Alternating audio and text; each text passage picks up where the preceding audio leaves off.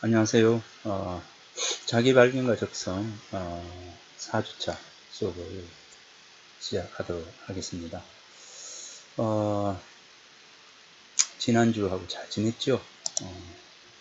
여러분들하고 만나서 수업을 진행하면 좋을 텐데, 예, 그러지 못하고 이렇게 비대면 수업으로 영상을 통해서 또 만나게 되었습니다.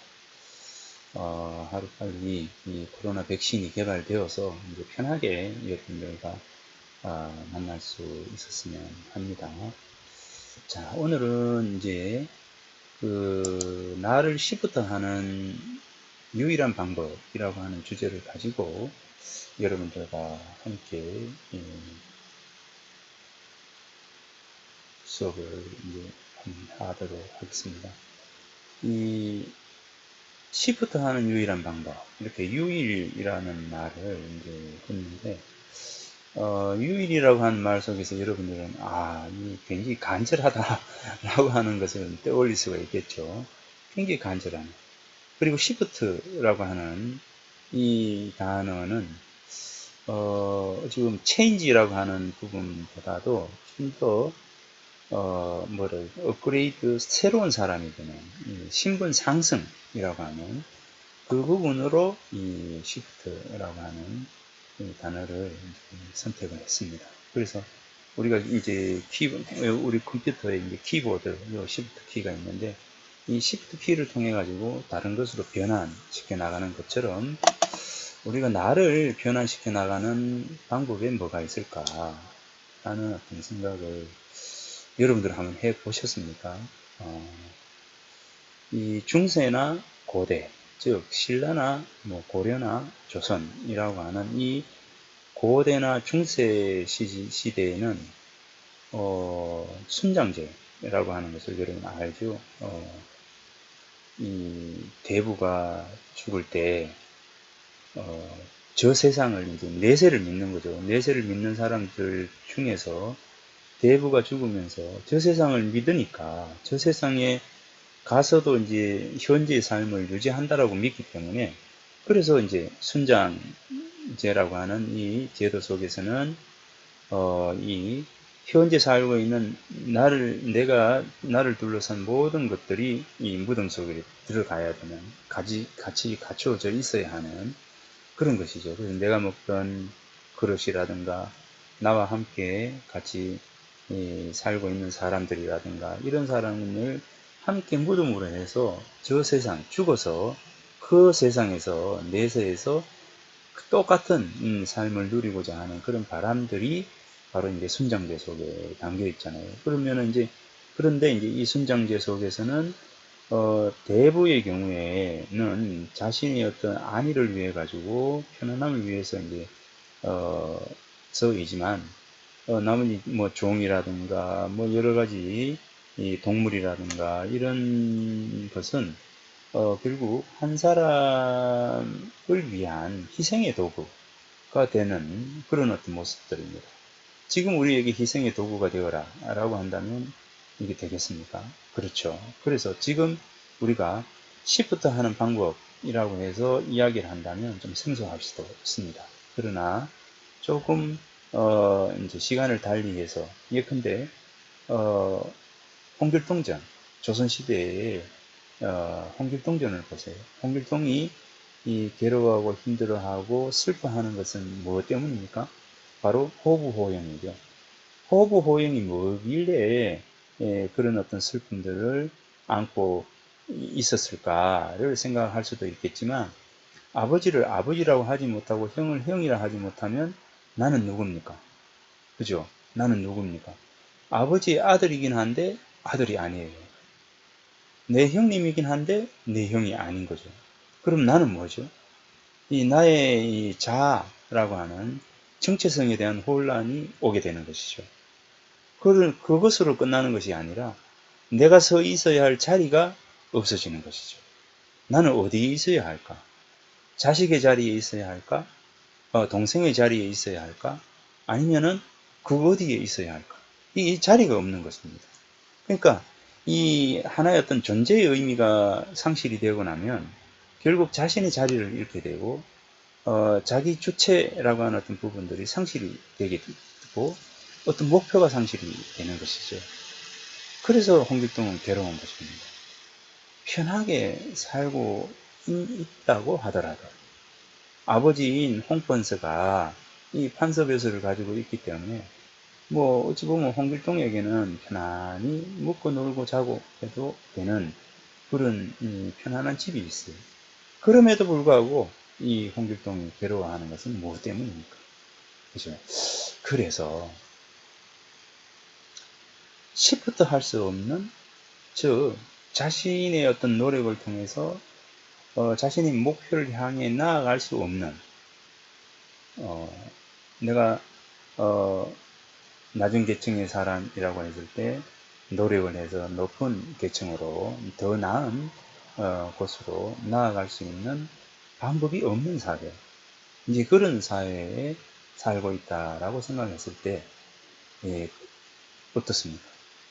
그래서 누구나 다가 그 방법을 찾겠죠. 자, 오늘은 신라향가인 풍요에서 신라 사람들이 찾았던 시프트의 방법을 한번 살펴볼까 합니다. 이 시프트의 방법은 이게 무슨 뭐 문헌적으로 이렇게 고정이 되고 이제 그것은 아닙니다. 다만 신라가 육두품의 사회이고 또 이 살아생전에는 내가 삼두품으로 태어났을 때는 삼두품으로 평생을 살아야 하고, 그죠? 사두품으로 태어났을 경우에는 사두품으로 평생을 살아야 하는 신라의 백성들의 계급적 질서가 움직여 나가던 사회 제도 속에서의 예, 제도를 보고 또 이제 풍요를 읽으면서 이제 제가 유추를 해 가는 겁니다. 유추를 하는 어떤 부분들이기 때문에 아닐 수도 있어요. 그러나 이제 우리가 이 풍요 노래라고 하는 이 노랫말을 한번 통해서 여러 가지를 유추를 해 가면서 그 시대를 한번 상상해보는 그런 시간들입니다. 자, 그리고 풍요가 불리어진 곳입니다. 풍요가 불리어진 곳은 바로 영묘사라고 하는 곳입니다. 이 영묘사는 이제 서천과 남천이 만나는 이제 그 지점에 이 영묘사가 있습니다. 이 영묘사, 이 서천이 있는 곳, 그리고 금장대라고 하는 이 공간, 이 공간에서 불려졌던 풍요에 대해서 여러분들을 하고 같이 살펴보도록 하겠습니다. 자, 이 공간입니다. 이 금장대가 있고, 자, 여기 이제, 요게 뭐냐면, 경주도회라고 하는 지도인데, 고지도인데, 1906년에 제작이 되었습니다. 1906년에 제작이 된 경주도회입니다. 요 읍성, 경주 읍성이 이제 오롯이 이렇게 보이죠. 경주 읍성이 있고, 그 다음에 여기가 이제 봉황대에서 봉황대입니다. 봉황대고, 여기가 여러분들 보입니까? 첨성대입니다. 첨성대가 있고, 이 반월성이 있고, 지금 여기가 경주 향교입니다. 자, 경주 향교를 쭉 가서 요 지점, 한 요 지점이 되겠죠? 한 요 지점에 바로 영묘사, 흥륜사, 그런 절이 있었습니다. 그래서 이제 이 흥륜사, 영묘사가 있던 이 지점에서 이제 천경림이라고 해서 숲이 또 있었고요. 자, 그래서 여기 이제 요 부분, 이 월성이 있는 이 부분이 바로 여기가 이쪽을 흐르는 물길이 바로 남천입니다. 경주 남천이에요. 불국사에서 발원해가지고 이렇게 이제 월성을 끼고 돌아서 이 형산강의 본류와 이렇게 만나게 됩니다. 이 형산강은 이제 백암산이라고 하는 경주 투동이라고 하는 곳이죠. 이제 이 백암산에서 발현이 되어서 이렇게 쭉 흘러내려오다가 포석정을 지나고 그죠? 삼릉을 지나고 포석정을 지나가지고 이 서랍을 경주 시내로 들어와서 이 남천과 만나서 흘러갑니다. 어디로? 이 바로 이쪽으로 이제 흘러가서 금장대 앞을 지나게 되는데 여기가 바로 경주 서천입니다. 서천이 됩니다. 이 서천은 또 이제 이 보문을 따라서 내려오다가 여기 동천이 되고요. 이 동천으로 이제 쭉 해서 이렇게 흘러 내려오는 것이 북천이라고 합니다. 동천, 북천이 누구와 만나느냐면 바로 이 서천, 금장대 앞에서 서천과 만나가지고 이렇게 평상강이 되어서 영일만으로 빠져나갑니다. 자, 그러니 이제 경주 시내를 중심으로 해서 동천, 북천, 이 서천, 남천이 이렇게 에워싸고 있죠. 또 오른쪽에는 이렇게 이제 동해안이 있습니다. 그야말로 이 물길이 사방에 이렇게 에워싸는 요새 중에 요새다 이렇게 볼 수가 있을 것 같아요.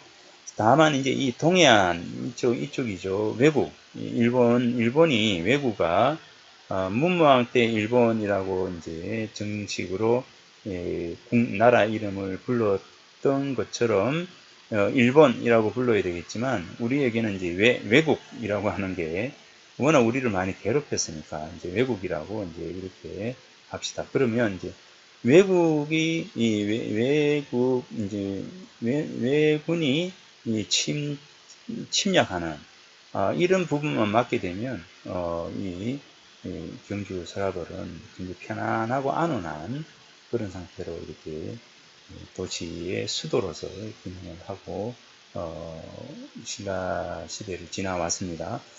자, 아무튼 여기 이제 금장대가 이제 여기 있고 금장대 뒤에 보면 이제 이 석장사지가 있습니다.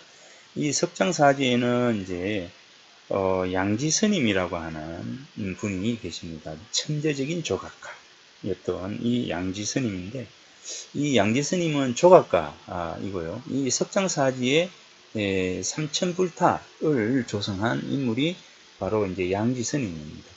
그리고 이제 이 양지 스님이 머물렀던 이 절 이름이 석장사지에서 이제 지팡이죠. 석장, 지팡이라고 하는데 이 지팡이를 가지고 이 석장사지 절의 이름을 지은 것은 바로 양지 스님이 이 석장사지의 주석으로 계실 때 탁발을 직접 가지 않고 이 지팡이를 던지면 지팡이가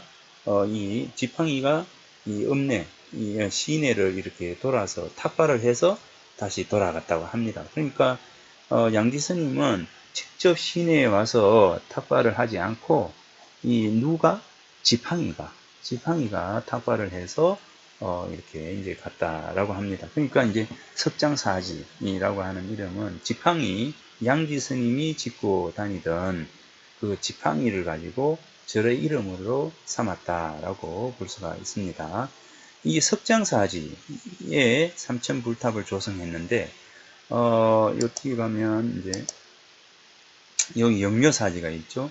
자, 영묘사지에 삼천불탑을 조성합니다. 자, 이 영묘사지는 지난번에도 이야기했던 것처럼 선덕 여왕과 직접 관련되어 있는 절이 바로 이제 영묘사입니다.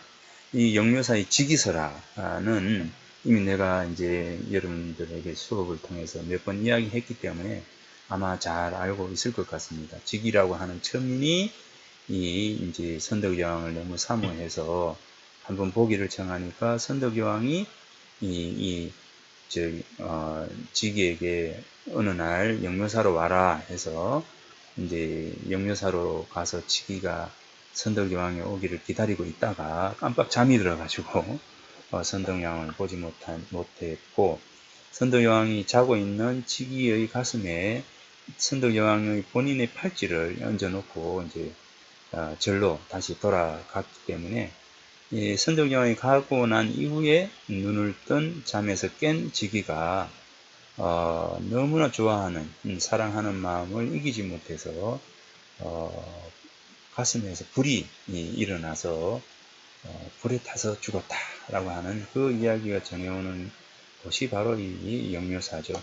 자, 그래서 이제 이 영묘사에 삼천불탑을 조성하게 됩니다. 조성하게 되는데, 이 영묘사의 삼천불탑을 조성할 때 바로 이 석장사지의 주석으로 있던 이 양지 스님이 영묘사에 삼천불탑을 조성하게 됩니다. 그리고 이제 이 삼천불탑을 조성하기 위해서 진흙을 날랐는데, 왜냐하면 이제 이 불상을 조성하게 되면 이제 불상이 거푸집을 만들어야 되잖아요. 이제 그 거푸집이 이제 만들기 위해서 이제 진흙이 필요하니까 이 진흙을 누가 나르겠습니까? 바로 백성들이 나르겠죠. 이 신분이 낮은 백성들이 그것을 옮기게 될 텐데, 이 신분이 낮은 백성들이 진흙을 옮기면서 불렀던 노래가 뭐냐면 바로 이 신라 사람들의 노동요인 풍요입니다. 풍요. 오라 오라 오라 오라 서럽다 우리들이여 공덕 닦으러 오라. 자, 이 노래에서 우리가 한번 생각해 볼 부분이 두 가지가 있습니다. 첫째는 오라 오라 오라 오라 서럽더라. 서럽다 우리들이여. 자, 서럽다 우리들이여. 신분이 낮아서 서러울까요? 자, 서럽다 우리들이여 라고 하는 부분하고 공덕 닦으러 오라라고 하는 공덕에 대한 이 두 가지입니다. 저는 이거를 굉장히 주목합니다. 이 서럽다 우리들이라고 하는 이 구절하고 공덕 닦으러 오라라고 하는 이 구절하고 이 두 구절이 굉장히 제 마음에 꽂혔어요. 그리고 이것이 신라 사람들의 어떤 신라 백성들의 삶을 이해하는 하나의 중요한 증거로서 단서로 다가왔습니다. 자, 신라는 이제 모두 이야기했던 것처럼 계급 질서가 분명한 사회이죠. 육두품으로 태어나면은 육두품으로 살아야 되고, 오두품으로 태어나면 오두품으로 살아야 하는 그런 이미 정해진 그 삶의 그 운명이 정해져 있는 그런 세상입니다. 그러니 신라 사람들에게 있어서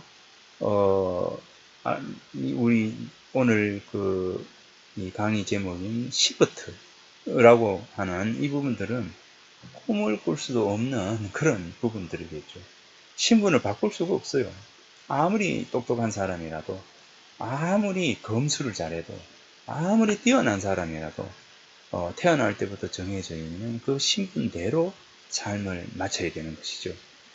그런 신라인들의 삶을 놓고 봤을 때 얼마나 답답하고 슬프겠습니까? 자, 여기 영묘사에 진흙을 나르면서 신라 사람들은 어떤 생각을 했을까요? 서럽다 우리들이여, 서럽다 우리들이여, 공덕 닦으러 오라. 라고 하는 이제 이 노래 속에서 서럽다 우리들이여 라고 하는 어떤 구절을 보면서 이런 신분 질서 속에서의 신라 사람들의 어떤 모습들을 이제 생각을 하게 됩니다. 서럽다 우리들이여 이렇게 했을 때 불경에 보면 생시고요 사말락이다 라고 하는 이제 구절이 있습니다. 생의 시작은 고통이고 사말락 죽음의 끝은 즐거움이다 라고 하는 어찌 보면 이제 자 한번 보십시오. 우리가 이제 자 생시고 사말락 했을 때 이 생이 여기서 시작 생시고 사말락 이렇게 되잖아요. 그러면 이제 생의 시작은 고가 됩니다. 생은 괴로울 고자하고 같이 묶어져 있고 죽음과 락이라고 하는 것은 여기 묶어져 있습니다. 시작이 이제 생이 출발하고 삶의 끝말자가 되잖아요. 시말 이래 되죠. 우리 시종처럼 시말 삶이 이제 우리가 태어나서 죽음을 맞이하는 이걸 놓고 봤을 때 이 삶과 죽음이라고 하는 이 부분들입니다. 그러면 삶은 고라고 했고 죽음의 끝에서 우리는 락을 느낀다는 거죠. 락이라는 거죠. 그러면 고와 락이라고 하는 이 두 부분이 우리의 삶에서 우리가 이제 느낄 수 있는 굉장히 그 중요한 요소가 되겠죠. 고락이라고 하는 부분. 그러면 이제 이 고락에 대한 어떤 부분이죠. 자, 고락을 이제 놓고 본다면 생시고입니다. 우리는 태어나서부터 태어나면서 우리는 괴로움이라고 하는 어떤 부분들을 가지게 되겠죠. 이 태어나면서 뭐냐면, 자, 불교에서만 그럴까요? 자, 보세요. 그리스 로마 신화에 이 판도라가 상자의 뚜껑을 열잖아요. 판도라의 상자가 있을 때 뚜껑을 열면 그 이전에 우리에게는 이제 인간에게는 그 슬픔과 죽음과 뭐 이런 것들이 없었다 하잖아요. 그런데 이 판도라 상자를 열고 난 이후에 죽음도 생기고 질병도 생기고 고통도 생기고 괴로움도 생기고 모든 게 생겼다. 이제 상자로부터 나왔다. 그런데 맨 마지막에 나온 것이 희망이다. 이렇게 이야기를 들었지 않습니까? 자, 나는 이런 생각합니다. 마지막에 희망이 나왔을까? 라고 하는 의문을 던집니다. 과연 희망이 나왔을까? 자, 우리가 이제 희망 이렇게 이야기했을 때 그 희망은 모든 괴로움, 슬픔 다음에 맨 마지막에 탁 튀어나왔다 하잖아요. 이제 그렇다면 그리스 로마 신화에서도 이 희망에 대한 어떤 부분들을 있다라고 이제 말하는 것보다는 오히려 인간의 삶이라고 하는 것은 슬픔과 괴로움, 고통 뭐 이런 것들이 먼저 이루어지는 것이지 않는가라고 보는 거죠. 이제 그렇다면 자, 우리들은 삶이 시작이 되잖아요. 고에서 시작이 된다고 불교에서 이야기하거든요. 이제 고에서 시작이 돼서 이제 삶을 살아가는 그 자체의 과정 속에서 열심히 노력하고, 그죠? 노력하고, 또 노력해가는 이런 어떤 과정들이 결국 우리 인간의 삶이다. 그래서 이제 죽음을 목전에 두고, 내가 바르게 살았구나. 그죠? 바르게 살았구나. 그래, 이제 정말 이제 쉬고 싶어. 뭐 이렇게 되었을 때 바로 이제 죽음이라고 하는 죽음을 즐겁게 받아들일 수 있는 그런 부분들이 될 것 같습니다. 이제 그래서 이 오라 서럽더라. 서럽다 우리들이요. 라고 하는 서럽다 우리. 태어난 것이 서러운 거예요. 왜냐하면 괴로움이라고 하는 고라고 하는 것을 안고 살아가야 하기 때문에 괴로운 것이죠. 서럽다 우리들이요. 그죠? 그 다음에 이제 공덕을 닦으러 오라. 자, 진흙을 나르러 오라. 라고 하는 거죠. 서럽다 우리들이요. 인간으로 태어나서 서럽다. 인간으로 태어났기 때문에 괴로운 이제 고해의 바다를 걸어가야 하기 때문에 서럽다. 하지만 이 과정 속에서 우리는 무엇을 견지해야 되는가? 신라 사람들은 공덕을 닦자라고 한 겁니다. 공덕을 닦자. 어차피 인생이라고 하는 것은 힘든 것이고 어려운 것이고 괴로운 것이고 슬픈 것이니까 그것을 운명으로 받아들이고, 그렇지만 뭐예요? 그 속에서 힘든 것을 우리는 감내하고 그 힘든 중에서 나는 무엇을 찾아가는 결국 공덕을 닦기 위한 과정으로서 우리 이 인생, 이 삶을 살아가는 것이 옳지 않겠는가 라고 하는 그 부분입니다. 자, 그래서 공덕 닦는 과정이 인생이다.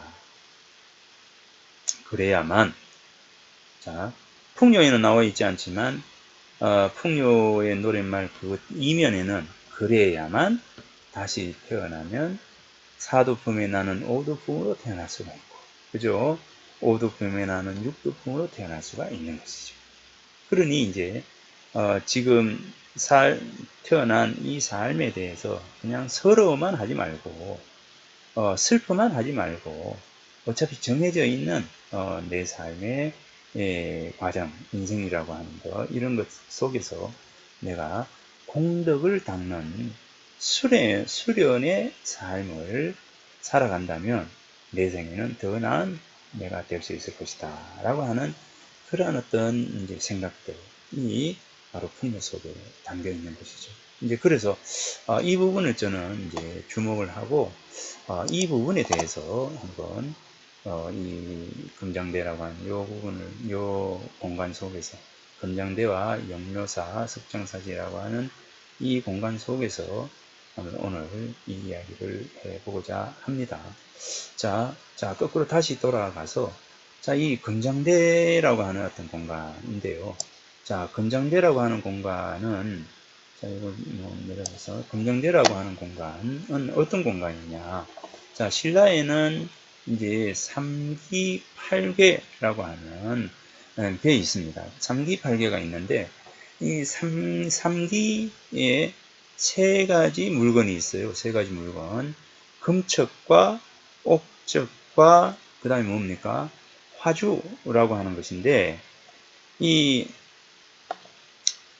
셋 다 뭐냐면 신라의 보물입니다. 신라의 보물.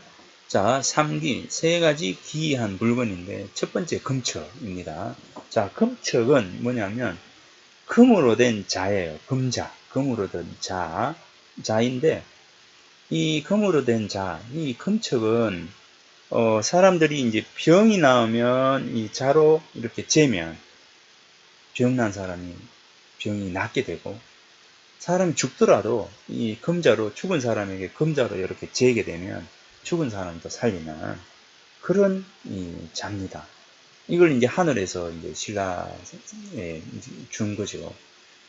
그래서 이제 이 신기한 이제 보물인 이 금척을 이제 신라가 가지고 있었는데, 이때가 이제 신라가 이제 금척이 있던 시대가 바로 이제 중국에는 한나라 때예요. 한나라 때. 이 한나라 때, 한나라의 황제가 이 소식을 들었어요. 신라에 금자가 있다고, 기이한 금자가 있다는 소식을 듣고는 사신을 보내가지고 이 금자를 확인해 보도록 했습니다. 이제 그러자, 이 신라에서는 어땠을까요? 이제 사신이 와서 이제 금자를 확인을 하게 되면 뺏어갈 것 아니겠어요. 그죠? 뺏어갈 것 아니겠습니까? 그래서, 이 신기한, 기이한, 이 금자를 줄 수 없다. 이렇게 해서 사신이 오는 동안, 그 금자를 이렇게 봉분, 무덤을 만들어서, 가짜 무덤이죠. 가짜 무덤을 만들어가지고 그 속에 집어넣어 버렸습니다. 그런데 이제 안심이 되지 않는 거예요. 왜냐하면 이걸 파서 금자를 가져갈 수 있기 때문에. 그래서 여러 개의 여러 개 뭐 20개 정도의 이제 봉분을 주변에 만들어 놓는 겁니다. 그래서 이제 지금 경주의 금척리라고 하는 곳에 이 봉분이 무덤같이 이 봉분이 여러 개가 있어요. 아주 많이 있는데 그거는 바로 죽은 사람을 묻은 능이 아니라 바로 금자를 묻은 곳이라고 그렇게 이야기를 합니다. 그런데 이제 당시에는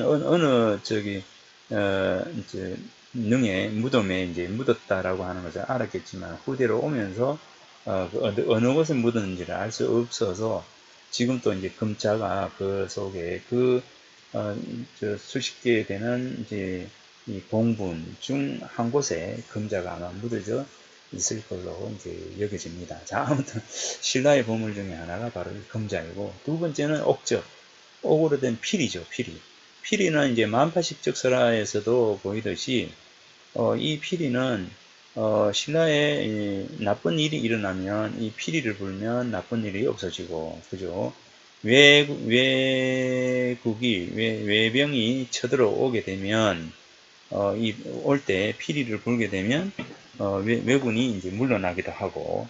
자, 아무튼 이제 이 신기한 피리가 있습니다. 그리고 또 하나 화주라고 하는 건데, 화주라고 하는데, 이 화주는 수정 돋보기입니다. 수정 돋보기. 이제 이 수정 돋보기인데, 이 수정 돋보기는 이 분황사 탑에서 출토가 되었다라고 하는데, 이 화주는, 이 수정 돋보기는, 예전에 이제 우리가 불씨 있죠, 불씨.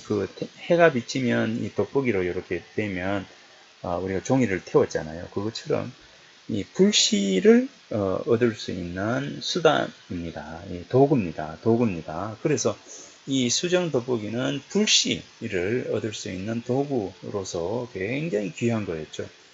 이거는 이제 우리가 생식을 하지 않고 화식을 하기 때문에 반드시 이제 불이 있어야 되니까 이 불을 만들 수 있는 불씨를 얻을 수 있는 도구로서 바로 이 돋보기가 이제 중요한 것이죠. 그래서 이 삼기는 금척, 옥적, 화주라고 하는 이 세 개는 신라의 신기한 보물 중에 하나이고, 그 다음에 팔개가 있어요. 팔개는 남산 부석, 영주에 가면 부석사가 있는데, 이 남산에도 이제 이 부석이 있습니다. 남산에 국사골에 부석이 뜬 바위가 있는데, 지금 또 이제 실을 가지고 그 부석을 이렇게 지나가면 실이 오롯이 이렇게 지나갈 수 있다라고 합니다.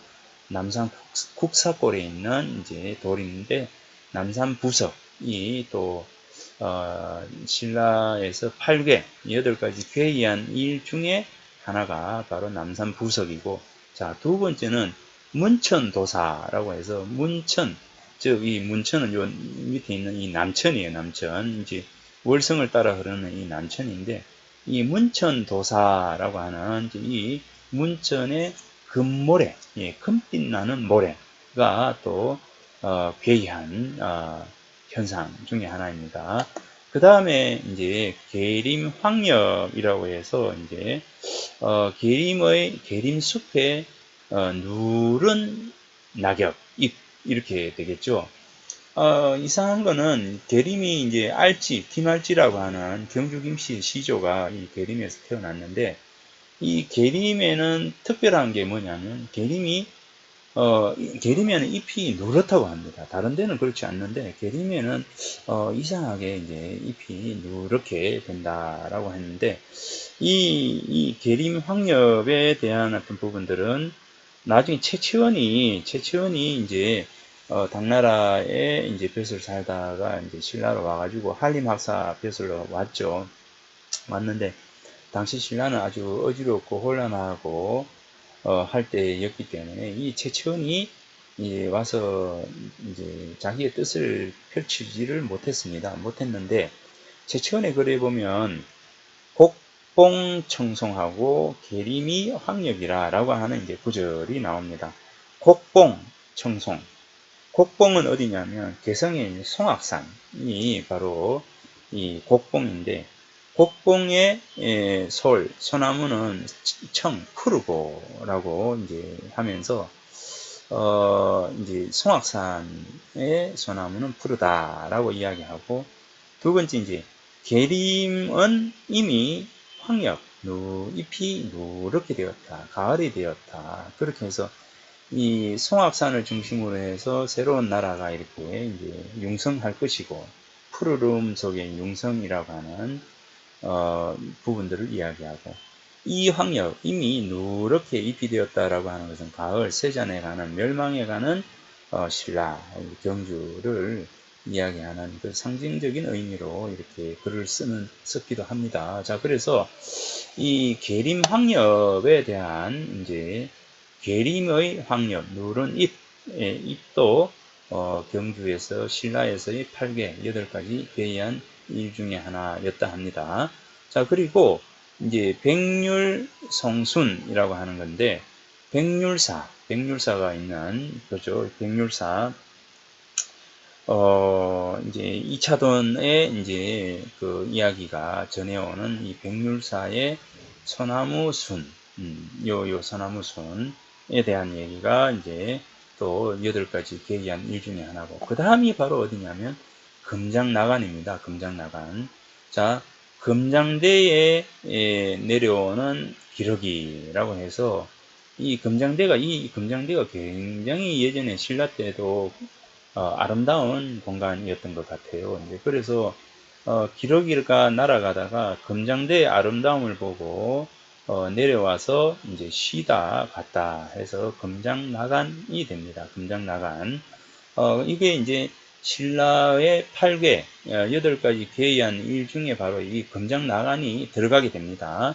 자, 그래서 이제 이 금장대는 신라 8궤 중에 하나이기도 하다라고 하는 겁니다. 자, 그 다음에 이제 압지부평, 그 다음에 풀국사 영지, 그죠? 영지 못하고 나원의 백탑. 그래서 나원은 이제 여기 있는데, 바로 이쪽에 있는 흰 탑이 바로 이제 신라에 있어서 8가지 기괴한 일 중에 이제 하나가 바로 이제 이 나원의 백탑입니다. 그래서 이 8가지 8궤하고 3기하고 이제 이 3기 8궤가 신라에서의 괴이하고 기이한 어떤 부분들인데 금장대가 여기에 이제 속한다라고 이제 합니다. 자, 그 다음에 그래서 이제 이 금장대는 이제 예전부터 이 금장대에는 많은 선비들이 이제 이 금장대를 찾았고 또 이 금장대는 이제 이 경주 이 서천이거든요. 자, 서천. 자, 이쪽이 서천인데 이 서천 너머에 있습니다. 그래서 이 신라 사람들 시내가 여기 있고 자, 금장대가 이제 서천 너머에 있기 때문에 서방정토라고 하는 어떤 개념도 이제 여기 있는 것이죠. 자, 아무튼, 지금 이렇게 서천 너머에 있는 이 금장대를 보더라도 좀 범상치가 않지 않습니까? 그죠? 자, 그래서 이 금장대와 관련한 이제 이야기가 있는데, 자, 여기 이제 금장대면 아까 금장대 뒤에 이제 석장사지가 있었는데, 자, 석장사지. 자, 여러분 보이죠? 여기 탑이 보이죠? 탑. 석장사지에 이제 탑이 보이고, 자, 이 위륵부천이 이제 있습니다. 이런 이제 탑상문전 편이 이제 벽돌 편이 이제 많이 이쪽에 이제 전하고 있습니다. 자, 여기도 이제 탑상문전, 탑의 형상을 가지고 있는 이제 편입니다. 자, 그래서 이제 이런 그 석장사지에 이 탑상문전 편이 전합니다. 그리고 자, 금장대가 있는 이곳은 금장대 안각화가 또 전해지기도 합니다. 이 금장대 이 방패 모양하고 그죠? 여기는 요건 뭡니까? 이 동물의 발자국, 발자국도 이렇게 새겨져 있고 씨앗도 이제 곡식도 있고 뭐 이런 여러 가지 많은 게 이제 이 금장대 안각화인데 특히 이제 금장대 안각화에 있는 것을 이제 보면 다산, 이제 자식을 많이 낳게 해달라라고 하는 부분하고, 이제 곡식 수확을 잘 할 수 있도록 해달라고 하는 이제 그런 부분이 있다고 합니다. 자, 그러니까, 어찌 보면 이 금장대 안각화의 존재는, 이 선사시대 때의 안각화잖아요. 그러면 이제 선사시대 때, 자, 여기에서 이쪽 부분 시내고, 여기가 이제 서천 너머이니까, 서천 너머는 이쪽은 사람이 사는 공간이고 이쪽은 기원의 공간, 기도의 공간이다 라고 이제 볼 수가 있는 것이죠. 그래서 선사시대에는 기원의 공간이고 기도의 공간이고 또 이곳에 이제 그 고인돌도 많고요. 무덤도 굉장히 봉분이 많습니다. 이제 그걸 놓고 보면 바로 이쪽 공간은 낙양성의 북망산, 이 낙양의 북쪽에 망산이 있는 것처럼 신라에는 이 서천 넘어서 이 공간, 즉 이 죽음의 공간, 기원의 공간, 기도의 공간, 수련의 공간이라고 하는 이 공간적 아이덴티티가 이렇게 만들어지는 거죠. 장소성이 바로 이 금장대 공간을 통해 가지고 만들어질 수 있다, 이제 이야기될 수 있다고 보여집니다. 자, 이쪽은 사람들이 사는 공간, 이쪽은 기원의 공간이고, 죽음의 공간이고, 기도의 공간이기도 하고, 그죠? 그렇습니다. 좀 분명히 이제 나뉘어집니다. 자, 신라 때는 이제 불교를 믿었기 때문에 서방 정토 개념, 서방 정토 개념이 바로 이 금장대를 중심으로 한 이 지역이 바로 서방 정토다. 그래서 이게 현세라고 한다면, 여기가 내세의 공간이다. 이렇게 볼 수가 있는 것이죠. 자, 그리고 이제 이 공간, 이제 금장대 공간에는 또 다른 이야기들이 있죠. 이제 또 유물이 발견이 되는데 바로 이제 임신서기석입니다. 자, 이 박물관에 이제 전시가 되어 있는데 이 임신서기석의 이제 존재입니다. 여기 이제 실물 임신서기석이고 이제 탁본을 했는 거고 요게 요 글이 이제 적혀 있는 거죠. 자, 여기 보면 자, 임신년입니다. 몇 월 며칠입니까? 6월 16일. 자, 임신년 6월 16일. 이인병서. 그죠? 두 사람이 함께 맹세한다. 맹세해서 기록한다. 천전서. 하늘 앞에 맹세하느니 지금부터 3년 이후로 지금부터 3년 이후까지 이래 되겠죠. 지금부터 3년 이후까지 충도 집지하고 충도를 견지하는 거죠. 충도하는 마음을 늘 가지고 있으면서 과실을 없애는 거죠. 과실을 없게 하는 겁니다. 과실을 없게 하기를 맹서하노라. 약차사실 한다면 만약에 이 일을 이렇게 되면 그러니까 만약에 이 일을 행하지 않으면이 되겠죠. 행하지 않으면 천대제득 하늘의 큰 죄를 얻는 것이다고 맹세합니다. 이렇게 합니다. 그리고 또는 뭐냐 만약에 나라가 불안하고 그 다음에 뭡니까 대란이 큰 난리가 이제 일어나게 되면 세상에 가용할 수 있는 세상에 가용행 할 것을 이제 세상에 나아가서 행함이 용납될 수 있도록 뭡니까 서지 맹세합니다. 그러니까 대난이 일어나고 나라에 불안이 있게 되면 그것을 이제 행할 것을 이제 맹세한다라고 하는 그 이야기가 이렇게 이제 전하고 있습니다. 또 이제 별도로 먼저 신미년 7월 22일에 크게 맹세하니 곧 뭡니까? 그죠? 상서, 얘기, 그 다음에 그 다음에 전기, 뭐 이런 것을 차례로 읽어가지고 읽기를 맹세합니다. 그런데 뭡니까? 언제 3년 내에 이것을 읽도록 맹세합니다. 이겁니다. 자, 그래서 이 임신서기석의 내용은 책을 시와 시경, 서경, 얘기라고 하는 이 책을 읽겠다라고 하는 그런 다짐과 맹세가 바로 이 임신서기석의 내용이다. 이렇게 이제 볼 수가 있는 것이죠. 자, 그 다음에 이제 이 금장대입니다. 아까 이제 금장대에서 이렇게 찍었는데 형산강 서천 이 본류입니다. 이제 여름에 물이 많을 때 찍어봤는데, 자, 이 형산강 서천에서 이 맑은 넘실거리는 물길을 보면서 어떤 생각이 듭니까? 자, 여기 보면 이제 예기청소인데, 이제 예기청소입니다. 이 예기청소는, 자, 보면은, 이 공간에서는 이제, 이 공간에서는 이제, 뭐냐면, 여기가 이제 형산강이 되죠. 강이고, 여기 서천이 되고, 이 서천 중에서도 이제, 요 부분이 이제 아주 물이 깊습니다.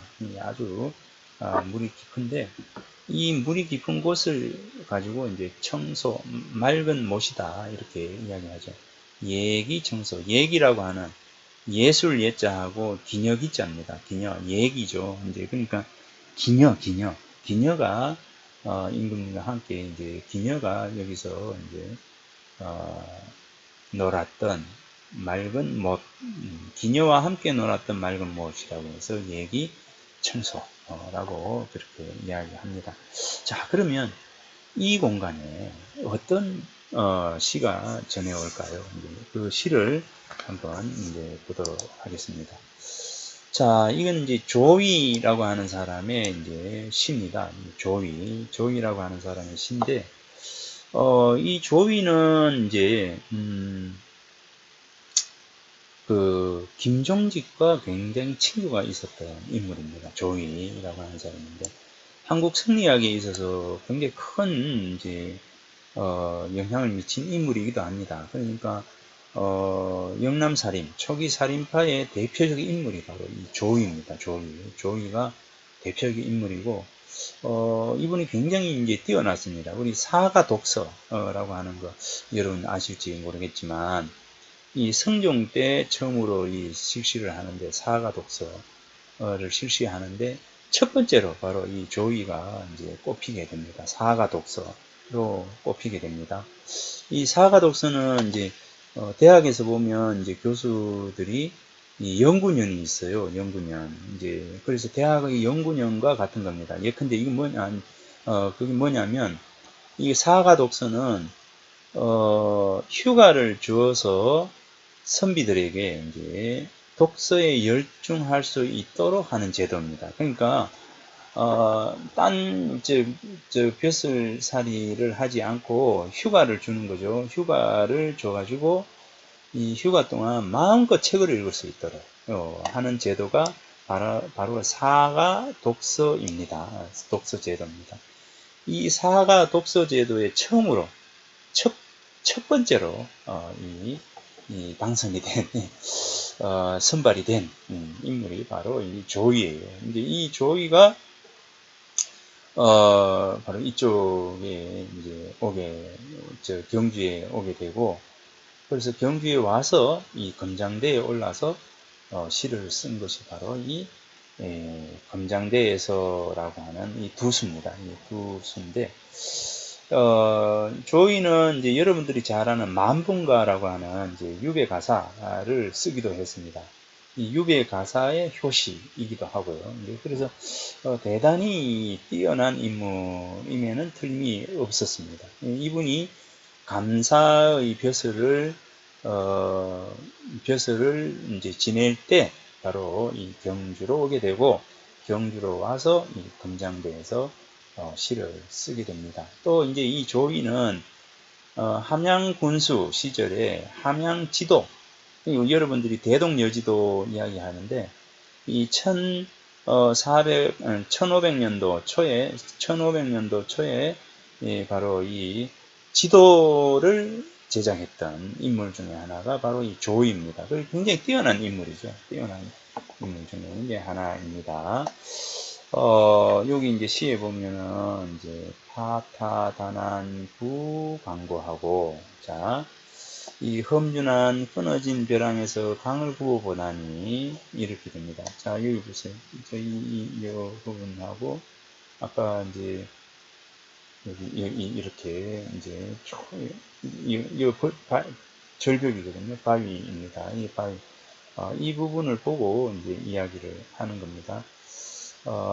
그래서 여기 보면 험준한 끊어진 벼랑에서 강물을 굽어보나니 흥이 일어 올라가서 저 먼 곳을 본다. 자, 짜득히 저 먼 곳을 본다. 자, 여기 남산에 이제 금호봉이 이거 보이죠? 자, 보입니다. 자, 그 다음에 여기는 고가는 연이어 이어졌고 석수는 세워져 있는데, 자, 석수는 뭐냐면 무덤가에 세운 이제 동물이죠. 이제 석수는 세워져 있는데 은은한 푸른 산에 금호가 솟구쳐 있네. 자, 푸른 산에 남산의 금호봉이 이렇게 보이는 거죠. 이 조이가 여기에서 이제 이 금호봉을 쳐다보면서 이제 물길을 보면서 요 낭떠러지를 이제 내려다 보면서 이렇게 쓴 시가 바로 이 시입니다.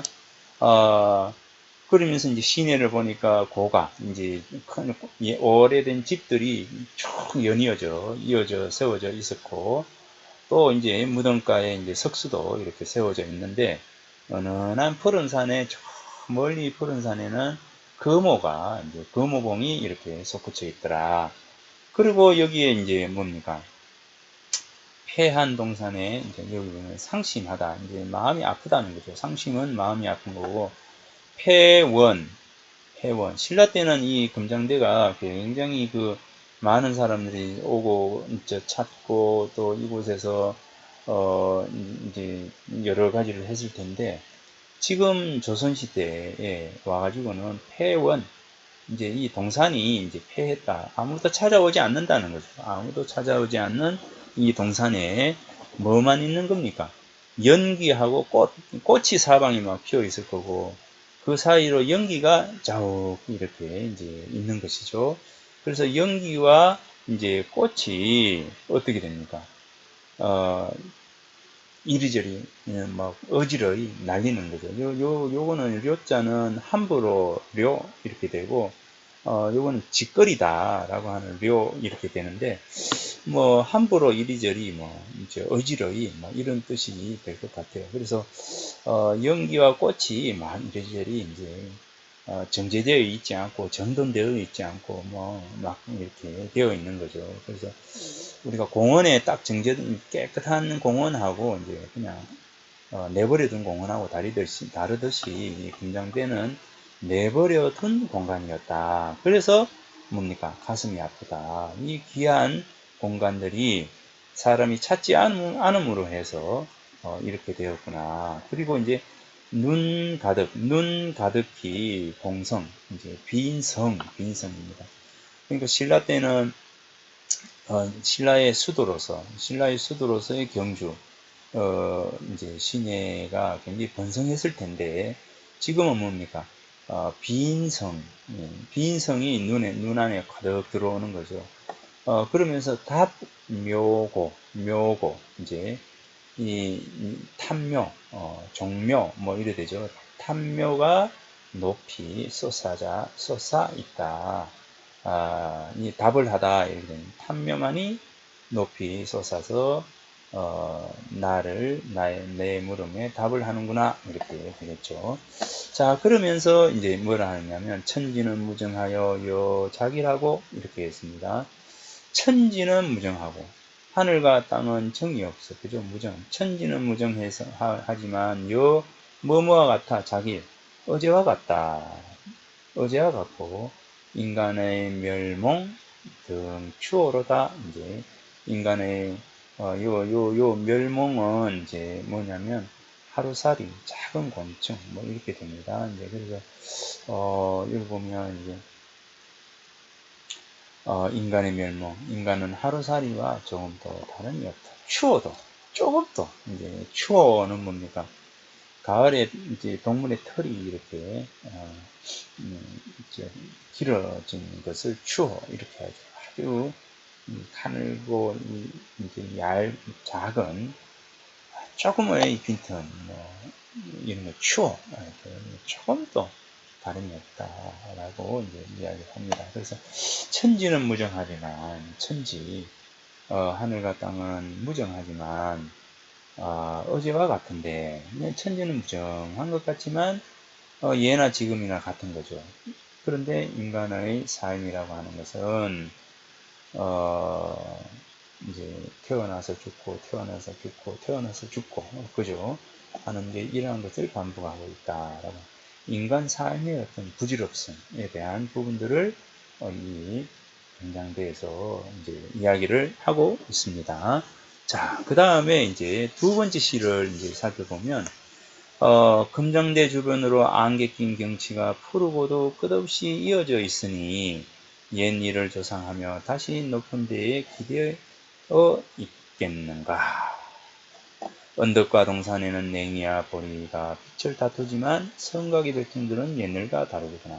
자, 언덕과 동산에는 냉이와 보리가 봄빛을 다툽니다. 봄이 와서 냉이, 보리 이런 게 막 피어나는 거죠. 이제 옛날에도 그래 했고 오늘도 그러하다는 거죠. 자연이라고 하는 것은 천지는 무정하지만 어제와 같은 거죠.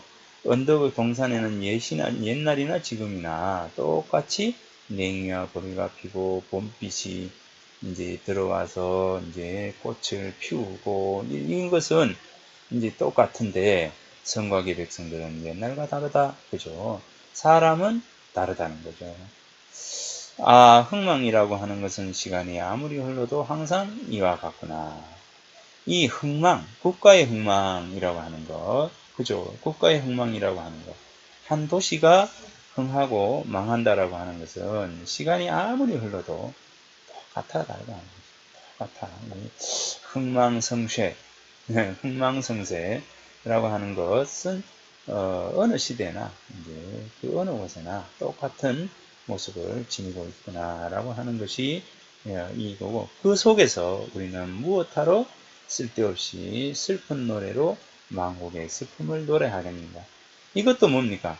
흥망성쇠라고 하는 이 큰 흐름 속에서 우주와 자연의 봄, 여름, 가을, 겨울이라고 하는 흘러가는 그런 어떤 자연의 그 이치, 이 속에서 우리의 삶도 이렇게 흘러가는 것이거늘 무엇하러 나는 내가 쓸데없이 인간 삶의 부질없음을 이야기하는가. 이것도 부질없다.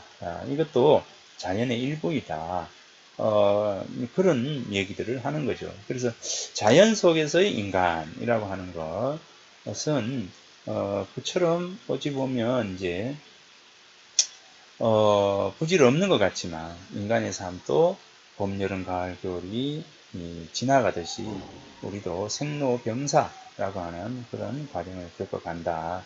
자연의 일부다라고 하는 이제 그런 생각들도 이 검장대에서 이제 생각을 하고 있는 겁니다.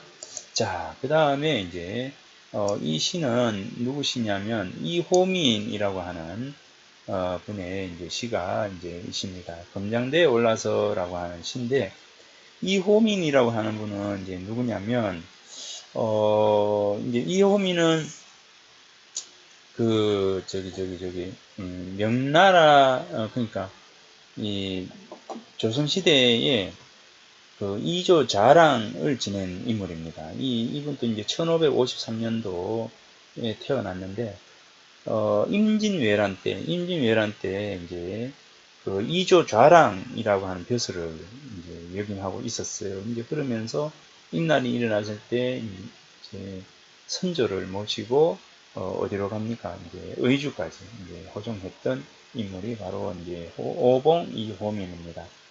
그리고 이제 명나라로 가가지고 이제 명나라의 원군을 요청했던 인물이 바로 이 이호민입니다. 실제 그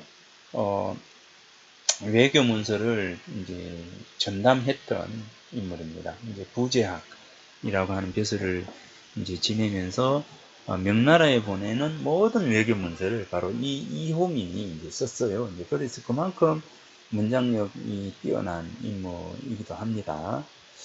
이호민이 이제 바로 금장대를 이제 찾아옵니다. 이제 금장대를 찾아오는데 언제 찾아오느냐면 동지를 하루 앞둔 날로 부산에 적들이 새로 물러갔다라고 해서 동지를 앞둔 날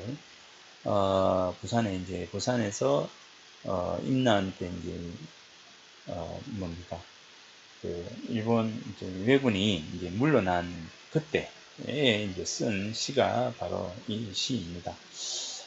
임진왜란 때 일주일 만에 바로 경주 읍성이 함락이 되죠. 일주일 만에 함락이 됩니다. 함락이 되고는 이제 바로 이 지역에 이제 경주, 포항, 영천에 있는 이 지역에 이제 많은 그 선비들이 의병을 일으켜요. 이제 그래서 의병을 일으켜 가지고 나중에 경주 읍성을 탈환을 하게 됩니다. 그 경주 읍성을 탈환할 때 경주 읍성을 이렇게 보던 이제 전초기지가 바로 이 금장대입니다. 금장대에서 이렇게 이제 경주 시내를 이렇게 내려다 볼 수 있기 때문에 금장대에서 바로 경주 읍성 쪽에 있었던 그 왜군들의 동태를 금장대에서 이렇게 확인하고 관찰하고 했습니다. 그래서 전초기지였거든요. 이제 그러니 외병이 물러가고 난 그날 금장대에 올라서 경주를 수박하고 그저 경주 읍성을 회복해 나갈 때 어떤 감정, 심정, 느낌 이런 것들을 함께 이제 같이 느껴보는 것이다라고 여겨집니다. 자, 여기 보면 천년고도 왕업이 흥한 곳에 뭇산들이 춤을 추며 온다. 밝은 아침 해는 남쪽으로 이루고 어젯밤 도적들은 동쪽으로 돌아갔구나. 풍어를 노래하던 선비는 가버리니 성에 울리는 옥피리조차 슬프다. 평생 옛 정치 늙거워하다가 휘파람을 불면서 힘차게 대에 오른다. 자, 이제는 이제 전쟁이 끝났으니까 여기서 기분 좋은 발걸음이 이어집니다. 자, 아무튼 어젯밤 도적들이 동쪽으로 갔다. 이제 부산에서 일본으로 이제 가버리는 거죠. 자, 가는 그 찰나에 이 이호민은 임난을 마무리하면서 이 금장대에 올라서 이제 신라를 생각하고 그 다음에 이제 물러간 도적들을 생각하고 그 다음에 앞으로 펼쳐질 새로운 어떤 세상에 대한 꿈을 바로 이 금장대에서 꾸게 된다라고 할 수가 있을 것 같습니다. 자, 그 다음 시는 이제 권위라고 하는 분의 이제 시입니다. 이제 이 권위라고 하는 분이 옥봉 권위인데 이 권위는 이제 동경일록 이제 그러니까 이 경주의 동경교수라고 하는 직함. 그러니까 구품 종구품 아주 낮은 겁니다. 종육품인가요? 이 정확하진 않는데 이 경주 교수라고 하는 이 직함을 가지고 이제 경주로 오게 되는데 예전에 이제 해제 이현적 선생이 바로 경주 이제 벼슬 갔다가 27살에 경주로 올 때 경주 교관으로 오거든요. 그래서 이제 경주 교수도 동경 교수도 아마 이제 그거 같습니다. 이제 그래서 여기 보면 이제 이 권위라고 하는 분이 이 경주 교수로 와서 이 동경일록이라고 하는 이 글을 남기게 됩니다. 그러니까 이제 이 경주의 여러 곳을 이제 다니면서 시도 쓰고 글도 남기게 되는데 이 시가 금장대에서라고 하는 시도 그 중에 이제 한 편입니다. 여기 보면 이제 동도 유적 시임내 편한데 그죠? 담담 장공 조 불가로다 이렇게 담담 장공 긴 하늘이죠. 긴 하늘 고요한 하늘에 새도 불과 지나지 않는다. 새도 지나지 않는다. 이제 아까 뭐라고 했습니까? 이 삼기팔괴 해가지고 삼기팔괴 해서 신라 때 세 가지 기이한 물건하고 8개 괴이한 현상을 이야기할 때 금장대에 나간이라 했잖아요. 나간이 이제 8가지 괴이한 일 중에 하나였는데 지금 이 조권위라고 하는 분이 와서 금장대에 올랐는데 이 금장대에 이 기러기조차 새조차도 금장대를 지나가지 않습니다. 어떤 느낌입니까? 그만 버려져 있다는 거죠. 이 금장대가 버려져 있었다는 거죠. 이 버려져 있는 이 금장대, 그 부분을 이야기합니다. 황량한 금장대, 황폐한 금장대. 그러면서 여기 보면 동도의 자치, 경주의 전환, 동도는 이제 동쪽의 도읍지니까 이제 신라의 도읍지를 동도라고 합니다. 조선 후기까지 이제 이 동도, 경주를 동도라고 이렇게 이야기했거든요.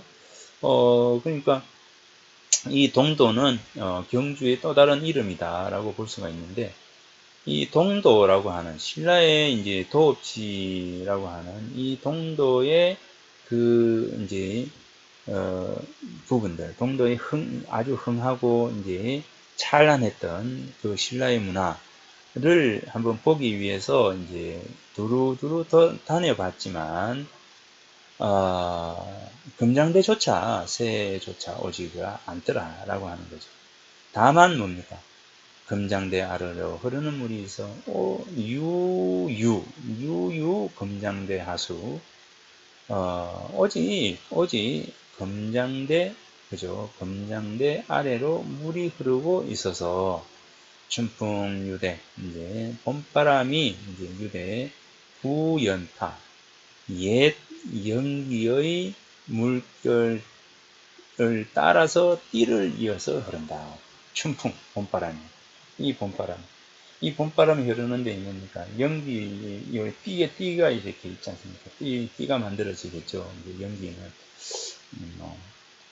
그래서, 이제 금당대에서 이런 그 이야기를 하고 있습니다. 자, 여기 이제 금장대와 관련된 이제 시입니다.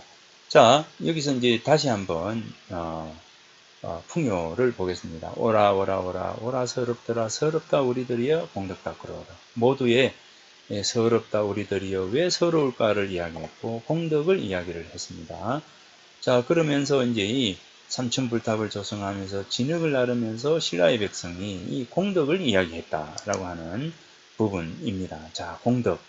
자, 덕 보면은 열십자가 있고 눈목자가 있고 한일자가 있고 마음심이 있습니다. 자, 10개의 눈이 나를 보듯이 한결같은 마음으로 사는 것. 이게 바로 이제 덕이거든요. 완전히 한결같은 마음이 바로 덕이에요. 10개의 눈이 나를 보고 있으면 내가 늘 조심해야 되잖아요. 이제 그것처럼 한결같은 마음으로 사는 것이 바로 이 덕이거든요. 자, 그렇다면 여기에 축이라고 하는 거, 쌓인다라고 하는 것을 한번 볼까요? 풀초에 가물현자의 받전자입니다. 가물현자, 이 거리상으로 아주 아득한 것을 가물현자라 하고, 그 다음에 시간상으로 뭡니까? 아주 오래된 것을 바로 이제 현이라고 하겠죠. 그러면 이제 이 풀이 떨어지는데, 저기 풀초, 낙엽이 떨어지는데 어떻게 떨어집니까? 시간상으로 오래도록 떨어져요. 어디에? 바사에 떨어지는 거예요. 그래서 차곡차곡 쌓이는 그런 모습을 바로 축이라고 이제 이야기를 합니다. 자, 그러면 여기 보면 이제 우리가 덕이라고 하는 것을 뭐냐? 라고 하는 질문을 던질 수 있겠죠. 자, 그럴 때, 자, 우리가 이제 아까 희망을 이야기했는데, 자, 희망, 목표라고 하는 것을 우리가 설정을 한다라고 한다면, 바로 희망과 목표라고 하는 것은 도가 됩니다. 뭐냐면, 목표 설정이 되겠죠. 자, 그 다음에 이 목표를 설정하면 목표대로 쭉 가야 되겠죠. 그죠? 가야 되잖아요. 자, 그러면, 학교 입학을 했다라고 하는 건, 입학하기 위해서는 뭡니까? 여러분들이, 입학하기 위한 목표를 정해야 되겠고, 거기 위해서 원서를 내야 되는 것처럼 어떤 행위가 이루어져야 돼요. 목표만 세우고 가만히 있으면 어떻게 됩니까? 이루어지지 않죠. 당연히 이루어지지 않습니다. 자, A라고 하는 공간을 가야 되겠다라고 하는 것은 목표가 돼요. 그런데 여러분들이 A라고 하는 공간을 가다가 B라고 하는 공간에서 멈춰서 버렸었어요. 그러면 목표가 달성이 됐습니까? 안 됐죠. 왜 달성이 안 됐을까요? 바로 목표로 가는 과정에서 혼란이 일어난 거죠. 제대로 덕을 원래의 목표대로 걸어가지 않은 것입니다. 바로 그 덕이라고 하는 것은 그겁니다. 내가 정해져 있는, 내가 정한 그 길을 가기 위해서 꾸준히 행하는 것. 일심. 오늘 나를 새롭게 하고, 그러니까 다시 한번 해보자.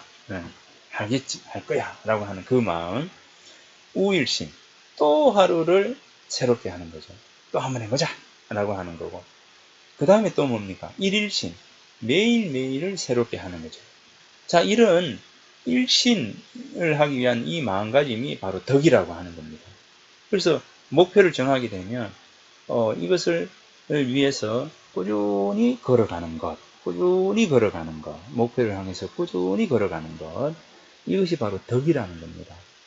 그 덕을 뭐라고 하느냐면 논어에서는 적덕 이렇게 이야기합니다. 그래서 도와 어울리는 이제 글자는 여기 논어에서도 분명하죠. 적도 이렇게 안 하잖아요.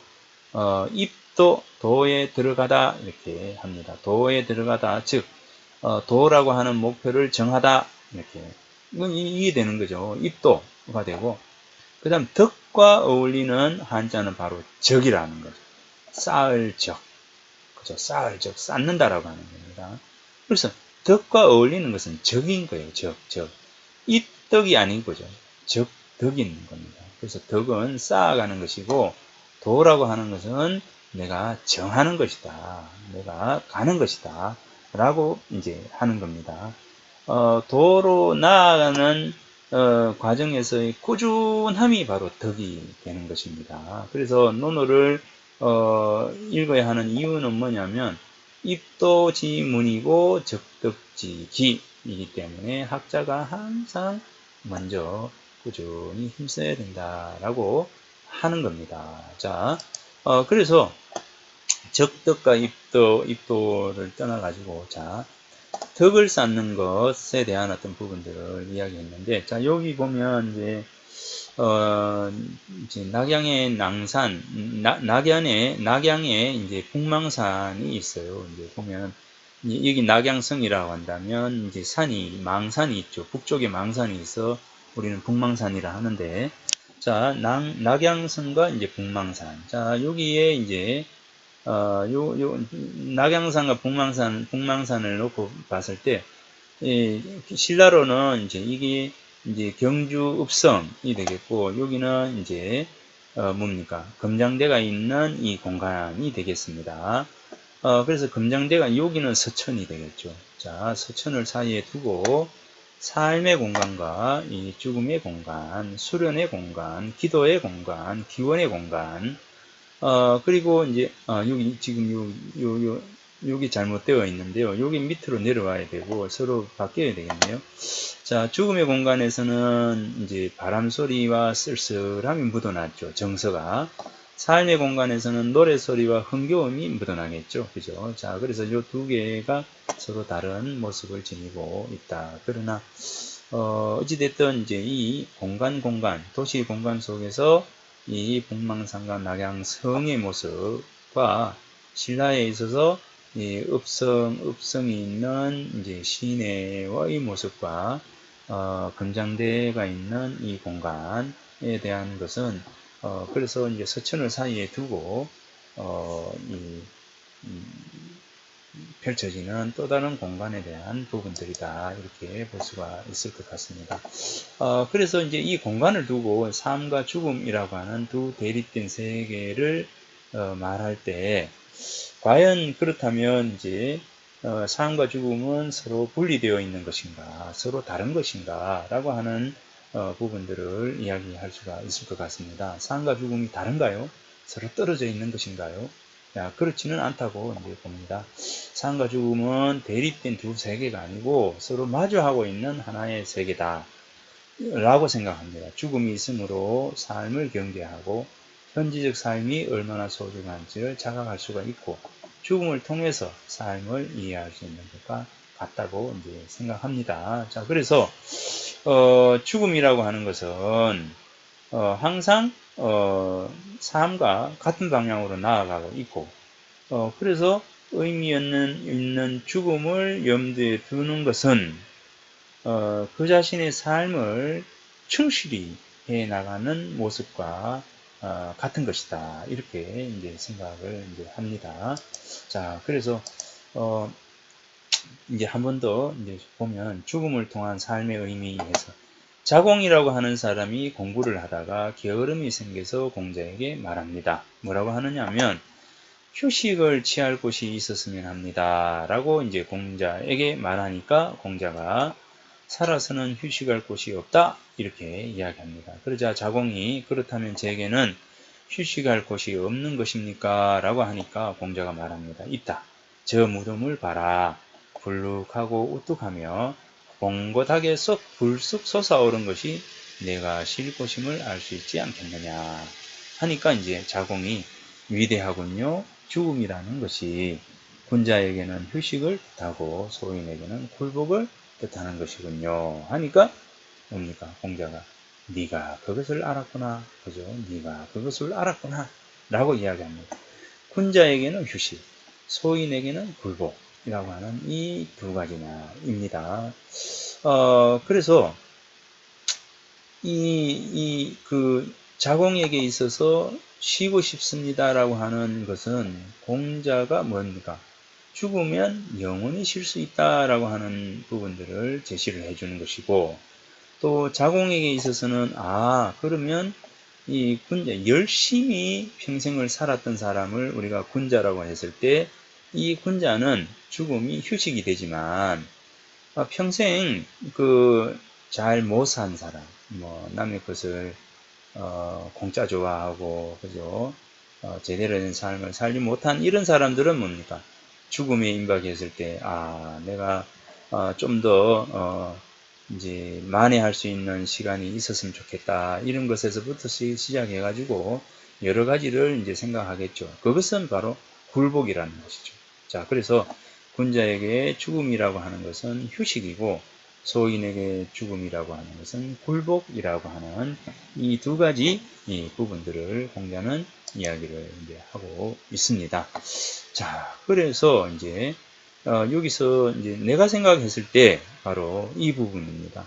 죽음은 곧 덕이 돌아갈 것이다 라고 이제 저는 말하고 싶습니다. 덕이 돌아갈 것이다. 죽음은 덕이 돌아갈.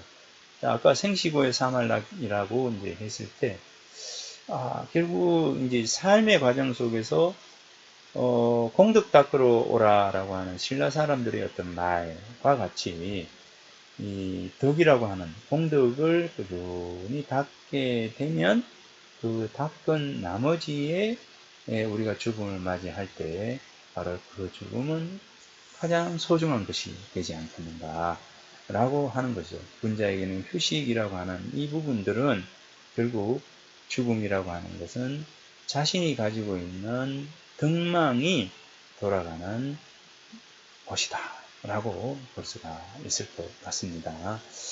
자, 여러분 한번 이 시간 이후에 그런 부분들을 한번 생각해 보았으면 좋겠습니다. 그래서 나를 변화시킬 수 있는 시프트로서의 이제 부분들은 결국 축덕을 위한 하나의 이제 방법으로 죽음을 인식해보자. 신라 사람이 그 자신을 변화시킬 수 있는 그 시프트로서의 시프트를 위한 하나의 단서로서 바로 공덕을 이야기했다라고 한다면, 우리들도 바로 죽음을 인식한 나머지에서 우리가 현실을 충실하게 살아야 되겠다라고 하는 그 마음들이 결국 축덕으로 가게 되고, 이러한 축덕이 결국 하나의 서방 정토의 왕생이라고 하는 좋은 곳에서의 어떤 아름다운 결말이라고 하는 것으로 유종의 미를 낼 수 있는 것이지 않는가라는 생각을 하게 됩니다. 자, 여기 공덕 닦으러 오라라고 하는 부분을 가지고 불탑, 여기 보면 불설 조탑 공덕경이라고 하는 경전이 있는데, 여기 보면 불설 조탑, 탑을 조성하는 공덕을 노래하는 경이잖아요. 이제 그래서 이제 이런 공덕을 계속 하다 보면 결국 오정거천에서 태어나가지고 다시 인간세로 돌아오지 않는다라는 거죠. 이제 그래서 현세의 공덕을 통해 가지고 내세로 나아가고, 그죠? 내세로 나아가고, 이 내세를 통해 가지고 그래서 윤회의 어떤 실마리를 엮어서 더 나은 사람으로 나오든가, 아니면 더 좋은 공간 속으로 자신을 보내버리는 이제 그런 모습들이 있습니다. 결국은 내세로 가든지 또 윤회를 하든지 이것은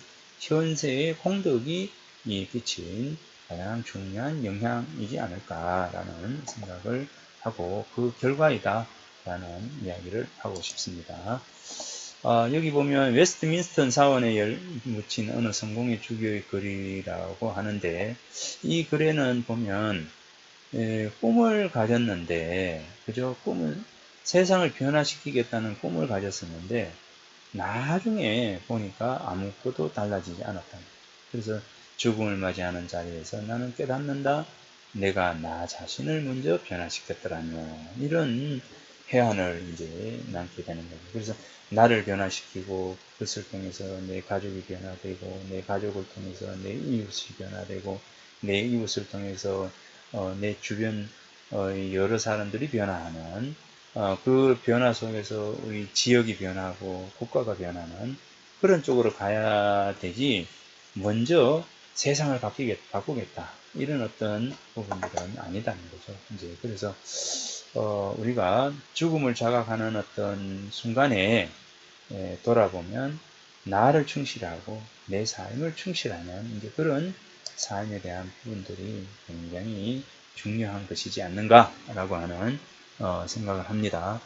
그리고 이제 여기 보면 자로하고 공자와의 어떤 대화에서 보면 이런 이야기도 합니다. 죽음에 대해서 알고 싶습니다 하니까 사람도 아직 모르는데 어찌 죽음을 말하느냐 하고 귀신 섬기는 법을 말씀해 주십시오 하니까 사람도 못 섬기는데 귀신을 어찌 말하느냐 이렇게 공자가 이야기합니다.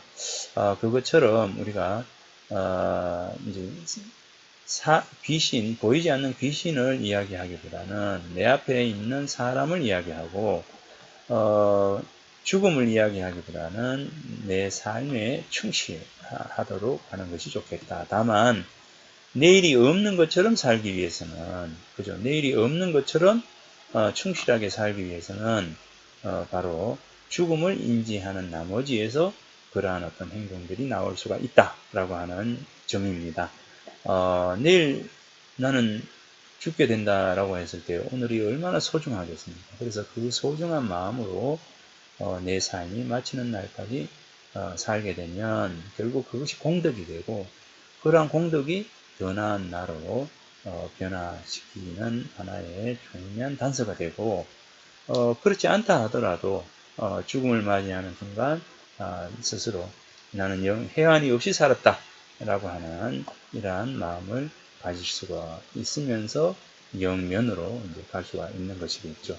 자, 그런 측면에서 이제 마무리를 한다면 자기 자신을 사랑하는 마음으로 이제 살아야 되지 않겠는가. 그래서 그런 스스로를 사랑하는 그런 자기 마음에 있는 인을 찾고 구하고 그것을 발현할 수 있도록 그렇게 해 나가는 그런 마음으로 살아가는 것. 그것이 바른 삶의 모습이지 않을까라는 생각을 하면서 오늘 수업을 이제 마무리하도록 하겠습니다. 지금까지 이제 금장대라고 하는 어떤 공간과 이제 풍요라고 하는 그 신라 향가를 통해서 신라인들의 삶과 어떤 그 생각들을 한번 돌아보았습니다. 오라 서럽다 우리들이여 공덕 닦으러 오라 라고 하는 이제 풍요 속에서 제가 바라봤던 그 관점들, 즉 서럽다 우리들이여 라고 하는 우리들에 대한 어떤 인식, 그리고 공덕 닦으러 오라 라고 하는 그 삶의 과정 속에서 우리들이 행해야 할 어떤 바른 어떤 그 가치와 목표를 한 번쯤은 여러분들이 돌아보는 이제 그런 시간이었으면 합니다. 결국 이제 그 마음이 들고 그 마음으로 우리가 살아가게 되면 바람직한 삶의 모습이 되지 않을까. 그것이 나를 변화시킬 수 있는, 현실 속에서 나를 변화시킬 수 있는 것으로 즉각적으로 다가오지 않을까 싶습니다. 지금 신라가 아니니까. 지금 우리가 노력한 만큼의 성과를 얻을 수 있는 그런 부분이지만, 그런 성과를 얻기 위해서는 어떻게 되느냐? 결국 우리가 현실에 충실하고 내일이 없는 것처럼 오늘 열심히 노력하는 것. 이런 어떤 과정 속에서 내가 나다워지고 나다운 그 속에서 나의 진면목을 확인할 수 있는 그런 기회가 될 수 있을 거다라는 생각을 합니다. 자기 발견과 적성이라고 하는 수업을 통해서 이 부분을 한 번 더 생각해 볼 수 있는 기회가 되었으면 합니다. 오늘 수업을 마치겠습니다. 수고했습니다.